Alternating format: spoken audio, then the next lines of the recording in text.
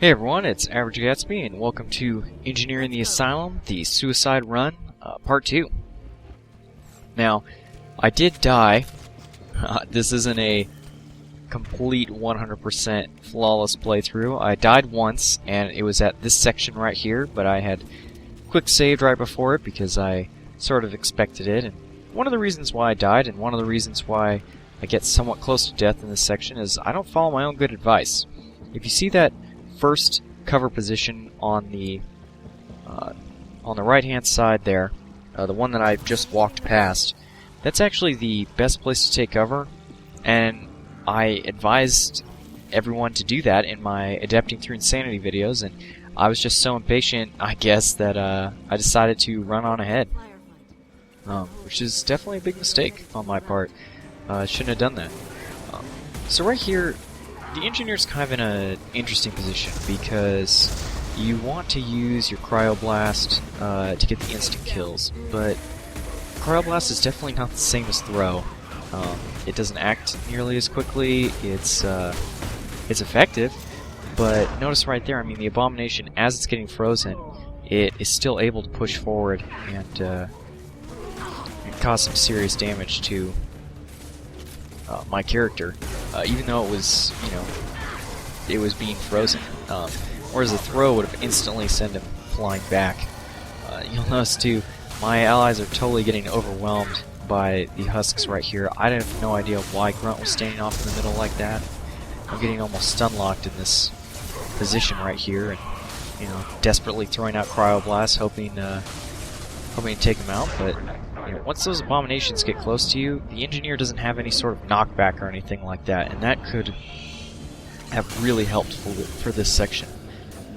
I try not to really focus on the Scion too much, although had I been hanging back, I probably would have been able to manually control Legion's drones and send them ahead, but where Legion's hiding out right now, that's the spot that you want to be in. Don't be like me and charge up to the front. Have your allies take those first two positions, and you can just sort of hang back. One thing now for the rest of this section, it's pretty simple. You only get attacked by a couple more husks. But one thing I did want to talk about, also with that previous section, is just is the explosive drone. Explosive drone is really tricky on these husks because if you can get the explosive drone to detonate, it's great because it has sort of a knock stun effect.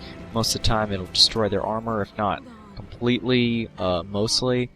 And it's just really nice to use against husks, but the problem is that you have to have it in such a position that it will actually get destroyed, and most of the time when it's attacking husks, it won't, the husk won't have time to hit it.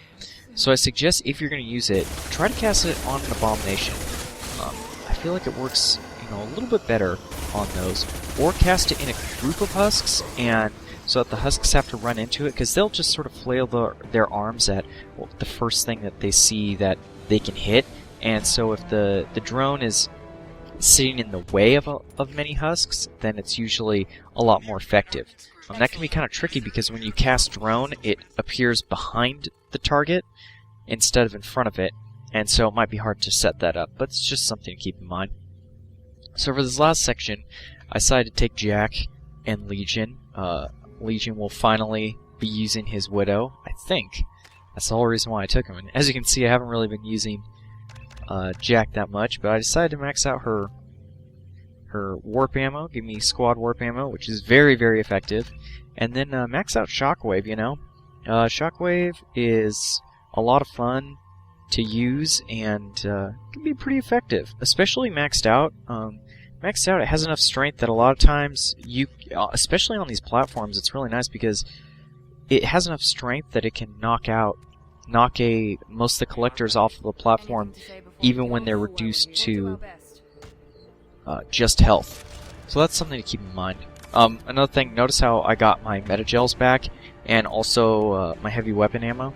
Now, I should have probably switched the heavy weapon over to the collector particle beam or missile launcher or even the cane for the final boss, but I'm going to end up taking some time and killing it a little bit slower, but it's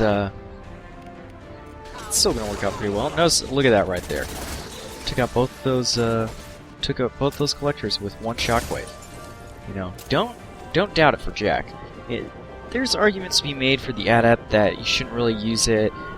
Same thing, it's kind of not that great just because you have better powers for the Vanguard many times, although I think it's a bit more usable. But for Jack, use that shockwave. I mean, it's really helpful, and getting those insta kills whenever you can get them, take the opportunity to get them. So, right here, you see my explosive drone. Much better had I used a tac drone at that point. Boom! Send that Guardian. I don't think he's killed right here. I think he flew off. No, he got killed, flown off the edge.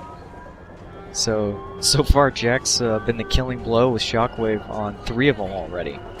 You know, like I said, you don't need an all biotics warp explosion team. Now, it would have been really effective for this section, but it's not like I'm at such a terrible disadvantage without it. Now, right here, explosive drone becomes a little bit more worth it because Harbinger is able to kill it in range of other collectors and whatnot. There's something else I want to point out. Now, notice how that cryoblast did not freeze the collector when it just hit the ground, but it freezes them when they're together. This is something that really annoys me about the powers in this game, is that they only take effect when they directly hit an enemy. Even the AoE versions, if they hit, if an AoE version of the power hits the ground, it still doesn't have any effect. I think that would be a really quick fix, and I'd love to see that in some kind of a patch, to just have it so that you don't necessarily have to target an object to get the effects of your incineration blast or the effects of your cryoblast to work. And that's also because it would just add it, in a small way, sort of a trap or grenade type situation from the first game when those were there. Boom! Look at that, Collector Assassin goes flying. Shockwave. It's a lot of fun to use, and it can be very effective when Jack is using it. Now, I killed Harbinger first because I felt that he was a lot more deadly than these Guardians, but as you'll see, that was kind of a mistake. And look at that. As the cryoblast is going towards him, Harbinger covers and comes back, but it's okay. We take out this Collector Guardian right here, and bam, look at him go flying. I don't think that one actually killed him. I think he just went straight up in the air. Yep. But even so, causing that damage is still really helpful, and I hit him with another shockwave right there, and then he goes flying off the level, which is really nice because had that turned into Harbinger, that would have made that fight a heck of a lot longer. Now, it's a little bit hard to see, but Legion is doing mega damage with his Widow. I don't know if you are going to be able to hear it in the audio, but it is such a powerful move, and he is using it very effectively. He can often, if I had been using it in the previous sections, he can often, take out a collector barrier, and now look at that. I mean, he finishes off the Abomination in one headshot. I mean, talk about power. And he usually does make all of his shots headshots, which is really nice too. I definitely underused Legion's drone for this section. For this entire level I underused his drone. It would have been a lot more effective for me, and as far as time getting through here, to use his drone more and to have him use that Widow more often, because he almost never misses. I used to think that he missed a lot for some reason. I think I just hadn't played with him enough where I saw him miss once and assumed that was the norm. But that is definitely not how Legion operates. And I could have revived Jack at this section, but I kind of didn't really want to, just because I didn't really want to waste the meta gel before we go into the final fight here. And right here I'm just looking around for some ammo, but didn't find any, so we'll keep going. Move on to fight the boss. Yeah, it would have been a lot better for me to have a different weapon than the Avalanche, but that's okay. And coming towards the super organic structure, what could it be? Of course, it's the Governator. My governor. I'm from California. I live in San Diego. So, obviously Terminator's my favorite movie, right? Everyone's favorite movie here in Southern California. It's kind of funny just thinking about James Cameron and how he did that movie. And if you've watched Terminator 2 on Blu-ray, it is amazing how good that movie still looks. I mean, there's some things, obviously, that look kind of fake, but it still looks good.